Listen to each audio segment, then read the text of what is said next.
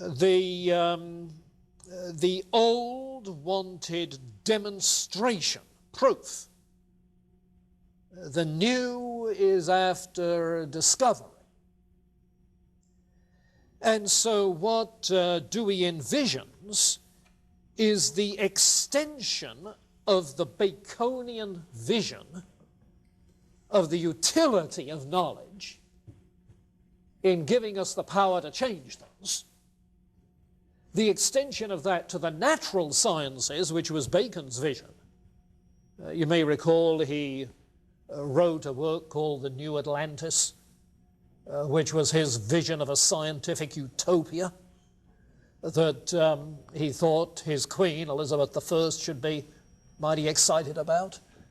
But he wrote that scientific utopia thing.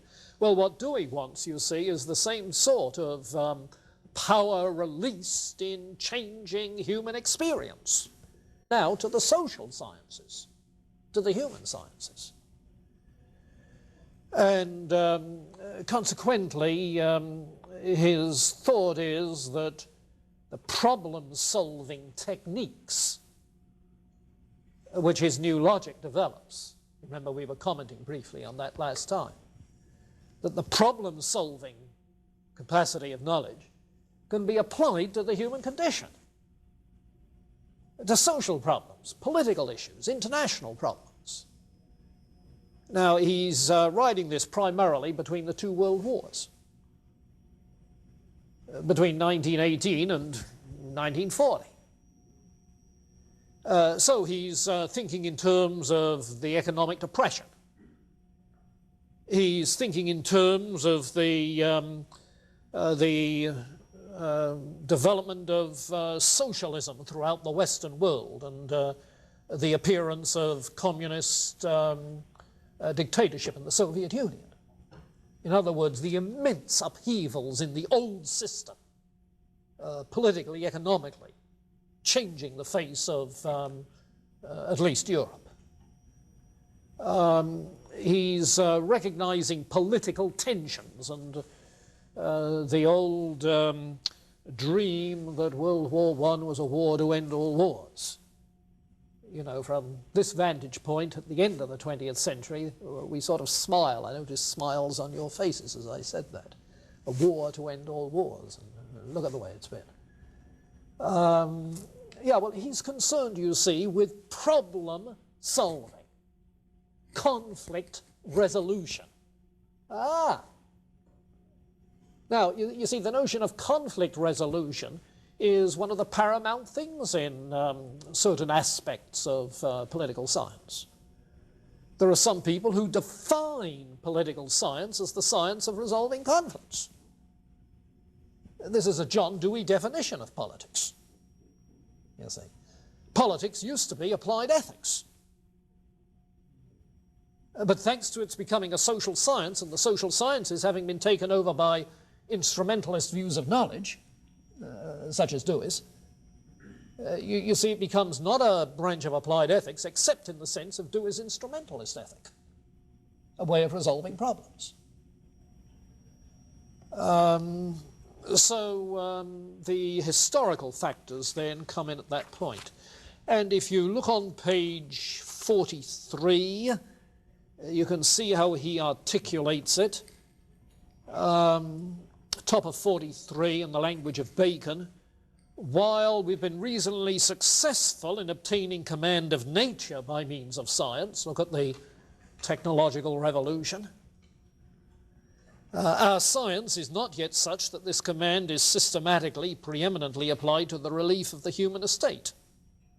Such applications occur, but are incidental.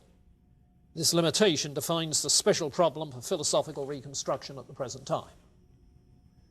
So he's pretty explicit about that sort of thing. And what he wants, of course, is that the changes in society should be from some investment in eternal and universal and unchanging principles to the development of specific means for resolving problem situations as they arise, an ad hoc sort of thing, rather than anything else. Situation ethics applied to public policy, you see. The scientific factor underlying this reconstruction, chapter 3, really two views of the natural world, two views of nature. What's been going on in the history of natural science that makes the difference. And it's here that he makes plain his repudiation of the theory of fixed forms that came to us from Plato and Aristotle. The theory of forms which translated into the fixity of species,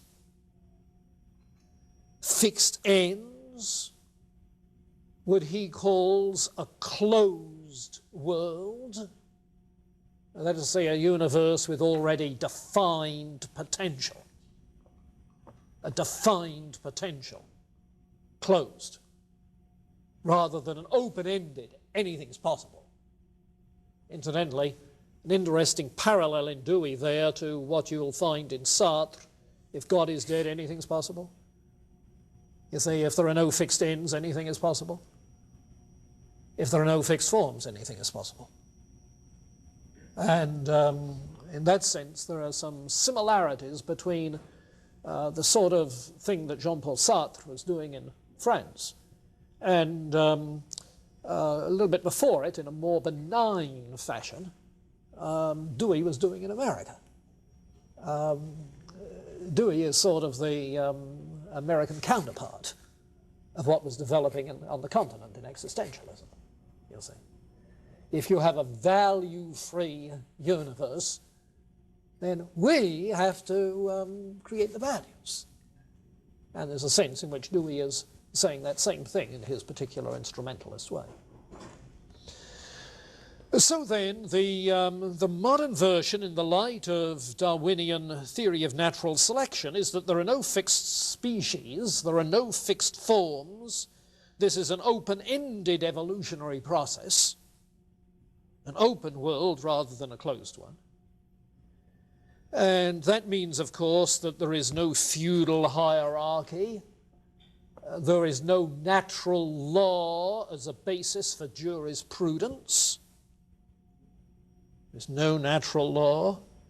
The ends are always situational ends emerging in the problem situation, with room then for constant evolutionary change. On page 70, he says in the middle of the page that fixed forms and ends mark fixed limits to change. They make futile all human attempts to produce and regulate change except within narrow limits. They paralyze constructive human inventions by a theory which condemns them in advance to failure. It wasn't until fixed ends were banished from nature that purposes became important as factors in human minds capable of reshaping existence. I'm not sure that's historically correct, because it seems to me there's a lot of reshaping that goes on in the Thomistic tradition with the final causes they have. The whole business of nature and grace, reshaping to appropriate ends. But Dewey's reading of the situation is pretty plain. Well, there you get the historical factors, really, in those first three chapters. And that much, I think, comes through without any problem. Okay? Chapter 4, entitled Changed Conceptions of Experience and Reason.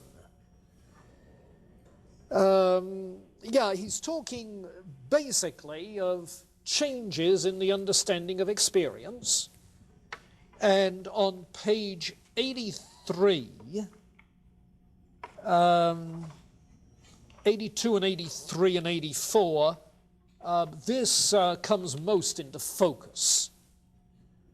He points out on 82, the beginning of the new paragraph, that the empiricism of Locke was disintegrative in intent. Now, this time last week, we were reading a passage from Whitehead which said the same thing. You remember that Whitehead said that experience, ideas, experience for Locke was separative as well as prehensive, was separative, and he wants it to be prehensive as well as separative. That is to say, Locke's ideas are atomistic, isolated, each an island unto itself. No internal interrelationships. Relationships are all external, separative. You know, and Whitehead's arguing for prehensive relationships, whereby one naturally leads to another. There's internal relationships. Well, Dewey is making essentially the same point, that in concrete experience there are no isolated atoms of experience. There's a continuum. There are internal relatednesses. So in Locke, it is disintegrative. Hume raises questions about the artificiality of that. And at the bottom of 83, he introduces two things that have made possible a new conception of experience. One, the primary factor, is change in the actual nature of experience as it's actually lived. He comes back to that on 86, but he goes on. The other is the development of a psychology based on biology. This is his functionalist psychology. He picks up on that first of all in the immediate paragraphs that follow, where he says that the effect of the development of biology is that where there is life, there is activity, activity which is continuous, adapted to environment, not passive. And so there is very much of the causal continuum reflected in experience. Experience at the top of 86 becomes primarily an affair of doing. The organism does not stand about Micawber-like, waiting for something to turn up. Is that literary allusion lost on you? Mr. Micawber, always waiting for something to turn up? That's Dickens. And for the life of me, I forget, is it Oliver Twist or David Copperfield? David Copperfield. Yeah, Mr. Micawber, always waiting for something to turn up. Micawber-like, okay? The organism doesn't stand around Micawber-like.